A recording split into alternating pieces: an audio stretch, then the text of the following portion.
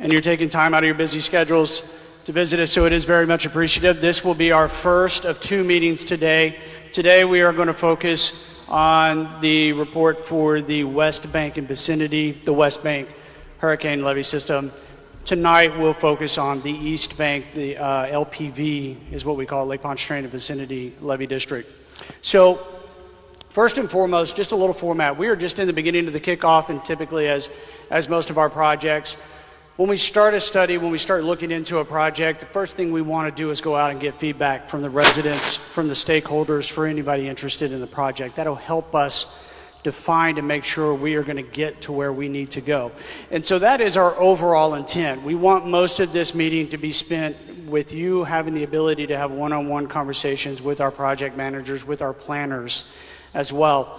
But what we did feel like is, instead of just having everything around the boards and in conversation, it would be good for us to be able to provide a short presentation to kind of outline, what we are looking to do, how we're going to do it, what's the process for doing it. And so our project manager will come up shortly to do that. But to open, because I do want this to be a conversation with you guys, if I could get our core personnel to introduce themselves in the room. I find it easier if they introduce themselves, you can put a name to a face, and I'll start with our first. So I'm the project manager at Subsidence, and I'll be talking to you for If I can just...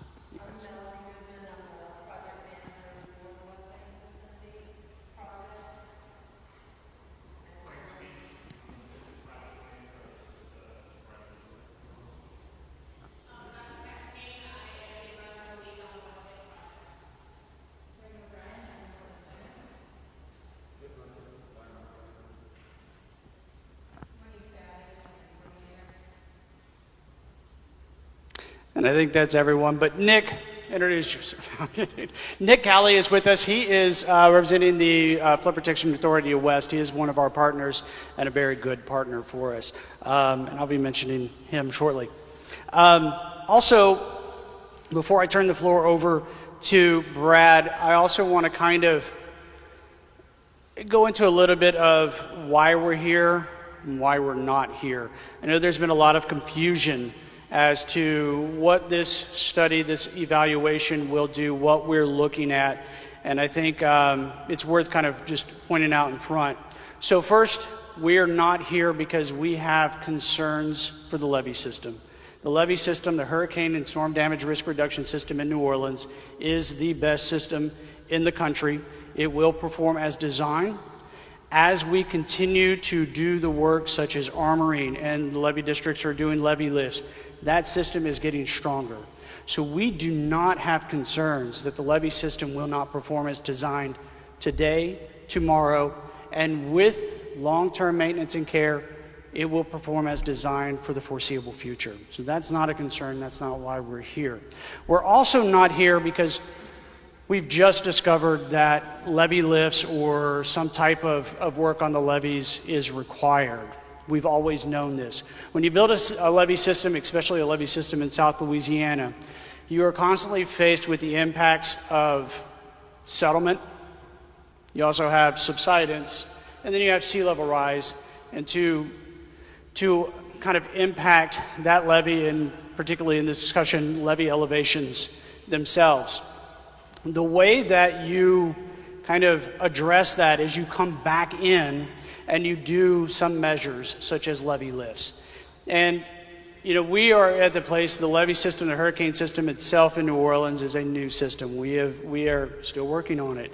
It's all been done, and we'll be looking at post-Katrina. But we also have the other levee system in New Orleans, and that's the Mississippi River levees. And many of you are probably familiar with almost every year, somewhere in that levee system, we are doing a levee lift.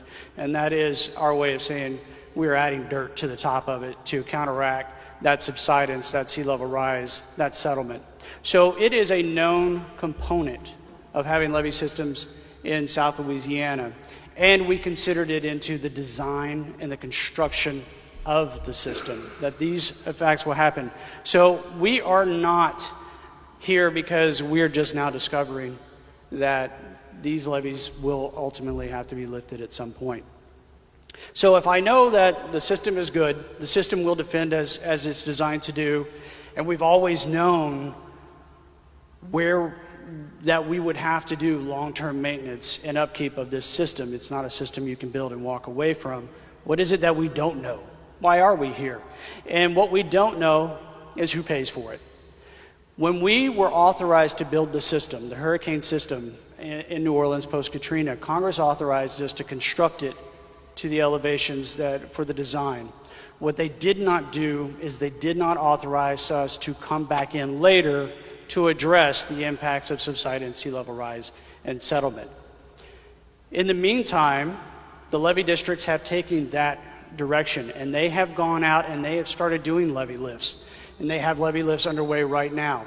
They are doing this work because they know how important to do so is for the residents of the greater New Orleans area, and they are using local funds to do it. What we have since received is Congress has given us the ability to go in and look to see if the federal government can have a portion, have a part of this responsibility for doing this work, and most commonly levee lifts, but seeking alternatives to address these factors to ensure that the system will meet its design criteria. And that's why we're here. We have to evaluate to determine if having a federal role is in the federal interest. Is it technically feasible? Is it economically viable? And so that's what we're looking at. And we'll be doing so over the next few years. I'm not going to go into the intricacies of what we're looking at because I'm going to leave that to Brad. But what I do want to say is that is our overall purpose and what we need to achieve. And I think it's a very valuable, and I think it's an important study that we need to look at, and we will promise to keep everyone in the loop as we move forward with any information that comes available. Now with that, I am going to go ahead and turn it over to Brad and let him go into the system. Thank you, Ricky. Hello again, my name is Bradley Druant, and I'm the project manager that's leading the team of folks at the Corps of Engineers to undertake this study that we're talking about today. Ricky already stole a little bit of my thunder in my first slide here, which was talking about the current status of the system, which again, the system's in great shape right now. It is prepared and ready to defend against the design storm this upcoming hurricane season. Some of you probably read in the public notice that we said that we thought some work may be required as early as 2023. And that may be where some of the confusion came in. The important part of that sentence is as early as.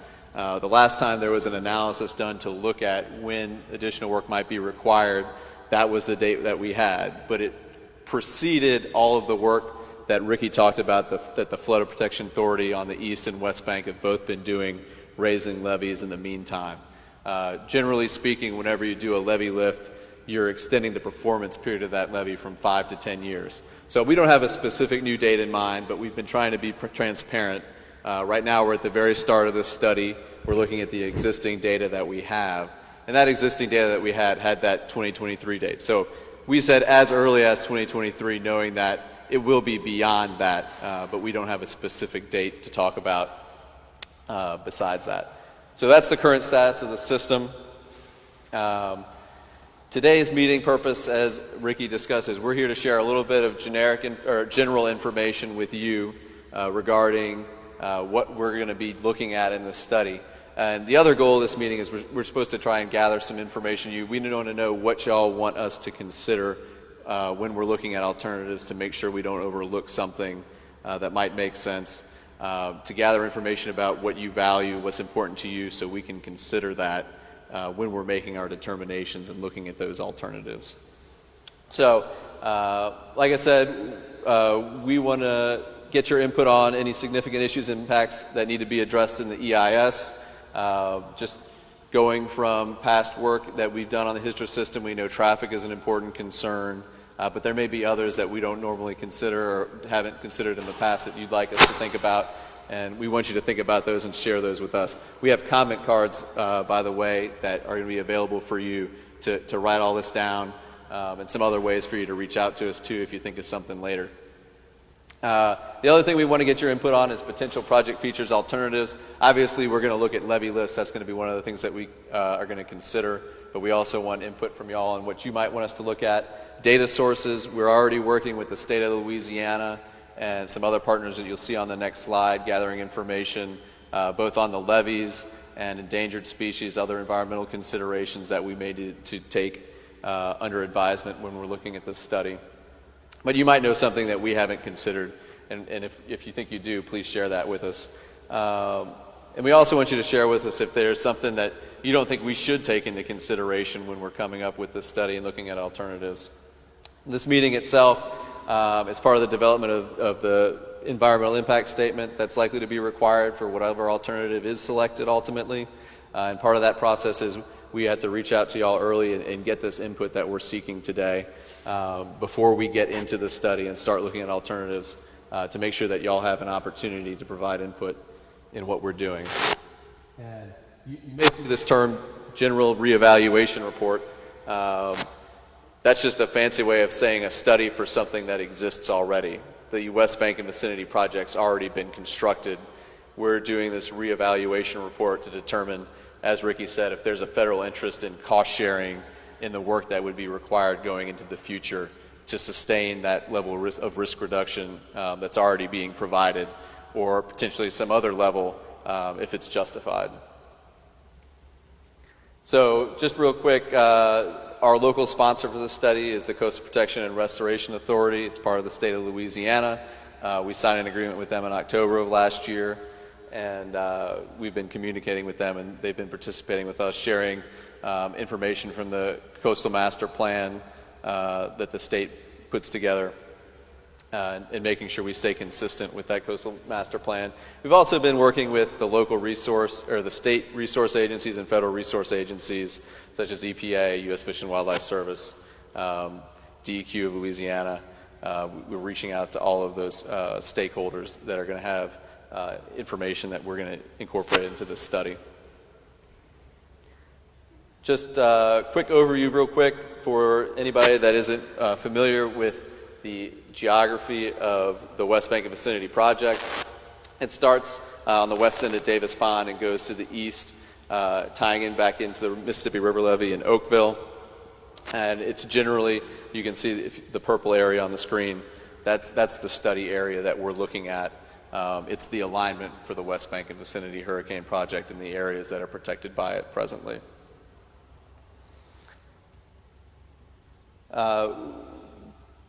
Talking a little bit terms and definitions, Ricky mentioned a bunch of these, but for those that may not be familiar with them, I just kind of wanted to give a quick review of what we're talking about when we say sea level rise, subsidence, settlement, and compaction. So on the kind of macro scale, the larger scale, or even the worldwide scale, you have sea level rise from things like polar ice caps melting, putting more water into the oceans. That raises sea level. That can have an impact on the surge level that our hurricane and storm damage risk reduction sees. You also have regional subsidence. We live in the Mississippi Delta. It's organic soils that the river has deposited over a long period of time. They're kind of spongy. It goes down regionally. We know that the whole area is subsiding. And then on a much more specific and local level, generally right in the vicinity of where we construct levees, you have compaction and settlement of the levee itself.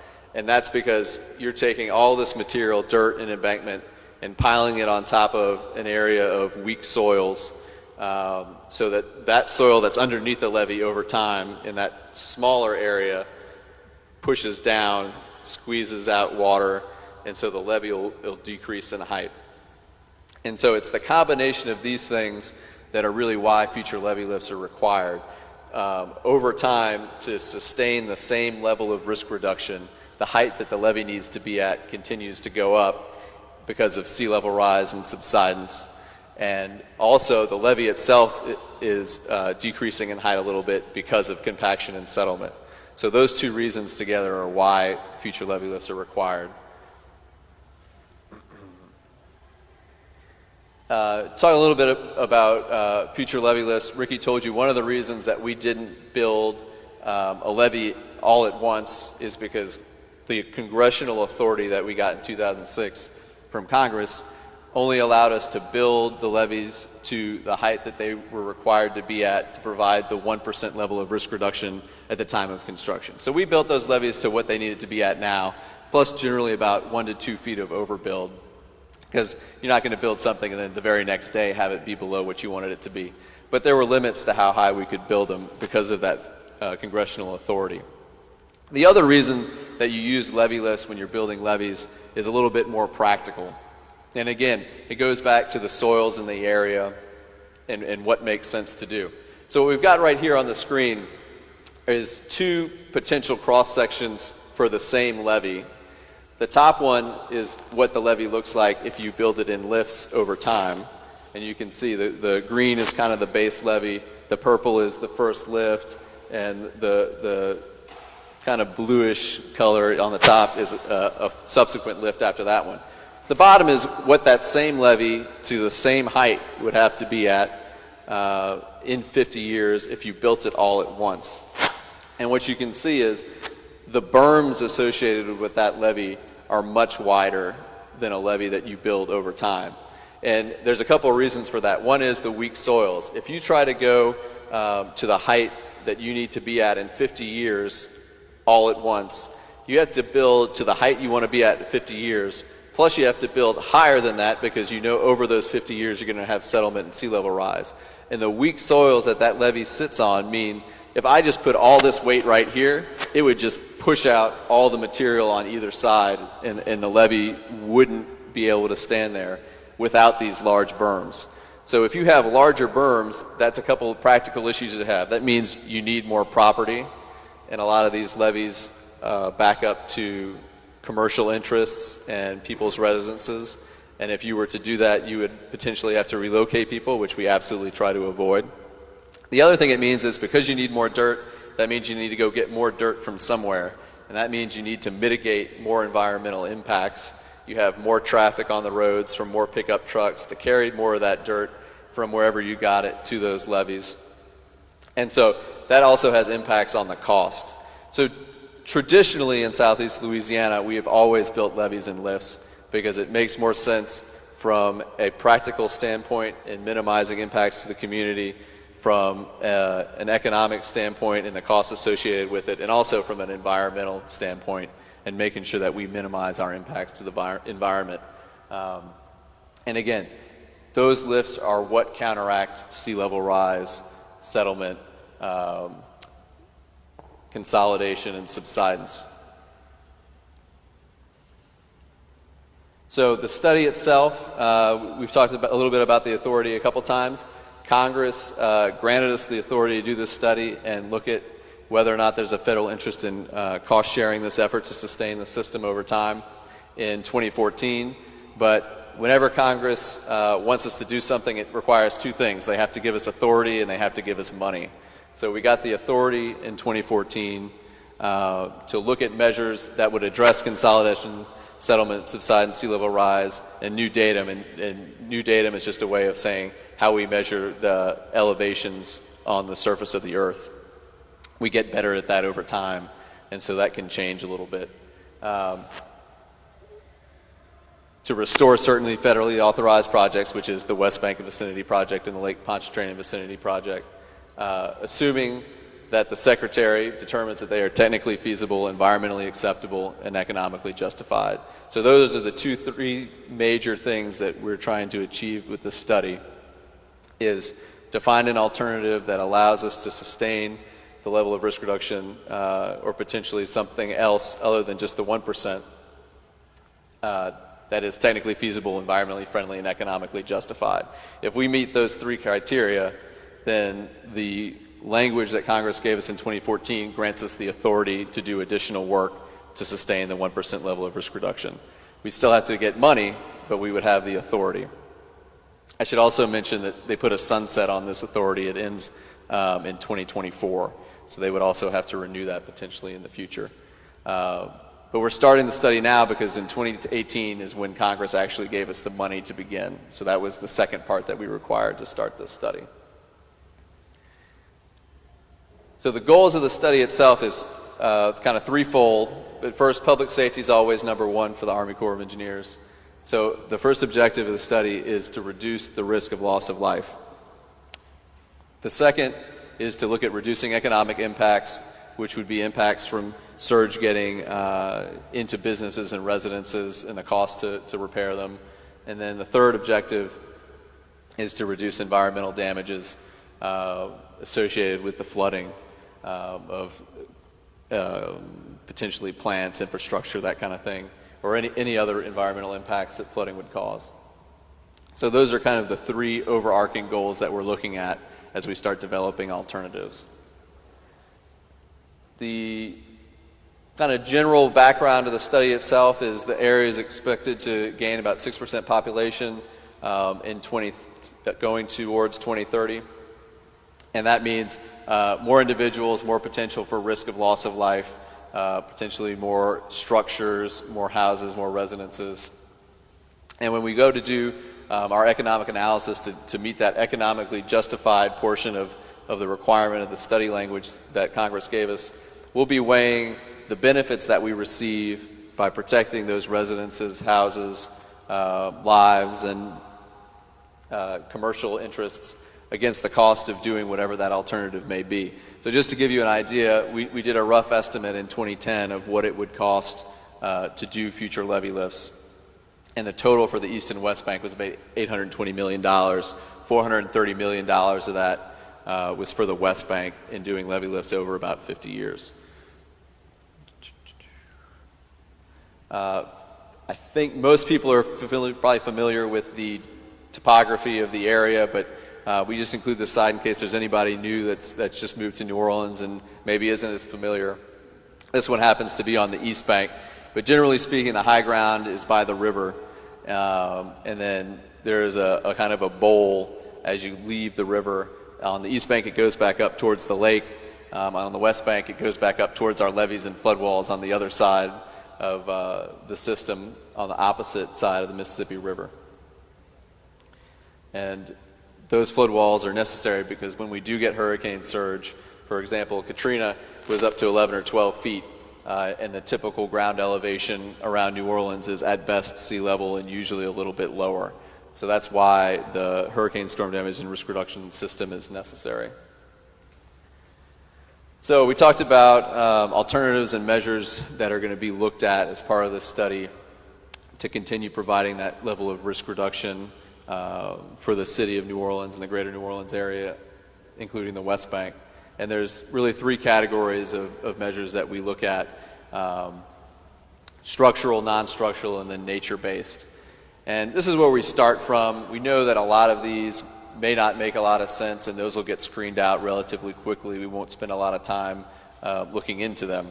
But we wanted to give you an idea of what we're looking at, what we're thinking about, so that you know where we're starting from. And then if there are things that you absolutely don't want us to consider, we want to know that. And if there are things that are on our list that you do want us to consider, or things that are not on our list that you want us to consider, we want to know that too. So obviously the first one we'll look at is just raising the levees. That's an easier one.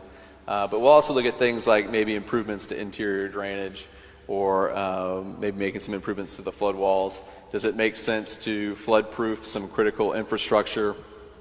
We did a lot of work previously trying to improve the pump stations around the city of New Orleans, their ability to resist floods, not the actual pumps themselves, but just trying to make sure that those buildings would survive hurricanes. So those are things we would consider.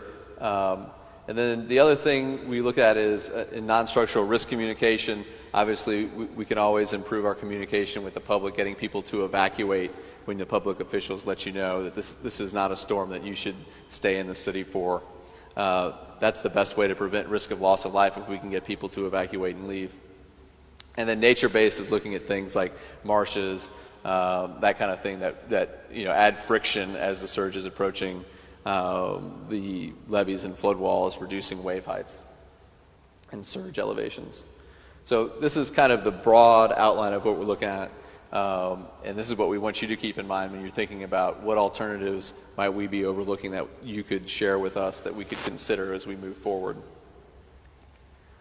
So just to give you an idea of where we are right now and what the path forward is on this study, again, we got the money in late 2018 from Congress to start the study, and we've been working since October when the state signed on as a sponsor to gather information and data from wherever we can get to have a starting point to launch off, to start talking to you, and then to start evaluating alternatives. Right now, we're in the second phase of public and agency meetings. We're talking to you, we're gathering information.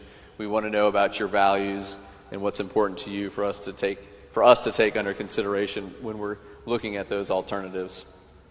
The next step is, after we finish these public meetings and get your input, we're going to evaluate the alternatives, come up with a tentatively selected plan, and come up with a draft report that then we will release to the public later this year, probably in the December time frame. And that's when you'll get to see the results of your input in our analysis. And if we did it right, we should come up with an alternative that is supported by the public. We'll put that out for your review and get your comments again. And again, if we did our job right, we've selected the right alternative. We'll have the agency endorsement of that alternative in early April 2020, and then we'll write the final report that then goes to the Chief of Engineers for him to concur with. And assuming we've come up with an alternative that is, again, technically feasible, economically justified, and environmentally acceptable, we would then have authority to move forward with doing additional work, potentially raising the levees or another alternative that has a similar impact. Again, contingent on then receiving funding from Congress, because everything we do requires authority and funding. So that's kind of the path forward. And just to kind of summarize what we're trying to accomplish today, again, we know we haven't provided a whole lot of information, and that's because we're at the very beginning of the study. We don't have a lot of details to share with you yet, and that's on purpose, because before we start heading down any path, we want to know what you think. We want to get your input. So we didn't know things like, what hurricane event did your community see the most damage? Obviously, Katrina's out there. We have a lot of information about Katrina, but maybe there's other storm events where you saw damage that we want to know about. Are there risk reduction measures that you'd like us to evaluate and consider in addressing problems? Are there specific things that you want us to consider? Are there evacuation routes that you're concerned about? I don't know, maybe there's something else that you think maybe we're not going to think about that you want to share with us, so we can make sure the team is evaluating that when we're coming up with our alternative analysis. Are there, again, data or studies that you know about that may be new and we may not have seen yet? We're certainly reaching out to all of our partners and getting any information from them that we can to make sure that we use the best data available when we do this alternative analysis. But again, we want your input to make sure that we do that. Significant issues, impacts that need to be addressed. Again, we know traffic is always a concern, but maybe there's some other specific concern that you have that you want us to consider. Please let us know. And then finally, if there's something that's not important and not significant, and you don't want us to worry about it at all, that's important too. We don't want to spend time and effort looking at something if it's not something that the public values, if it's not something that you value. So that's really what we're trying to get from you today, is ideas, alternatives, and information about what you value and what's important to you. There's a few ways you can get all that information to us. We have cards in the back that you can fill out and provide to us today. I will be standing in the back of the room until I answer any questions that you may have. But in addition to that, you can also send me snail mail if you want to put something you like, writing letters and putting it in the envelope and posting it to me. You can do that. We also have an email address that you can send any comments, concerns, ideas, information about what you value or what you want us to consider during the study to that email address. And so with that, I'm just going to leave this slide up. The next one just says comments and discussions. That concludes my brief to you today, and hopefully begins the process of you sharing back some input to us. I think because of the number of people here, I wasn't going to take questions and talk to you from 20 feet away, but if that's all right with you, I'll just stand in the back of the room and you can come talk to me, and I'll either answer your question or take your input. Any objections to that? Okay, Ricky, you don't count. Thank you so much for coming today. Thank you for your time and for listening to me, and I look forward to talking to each of you.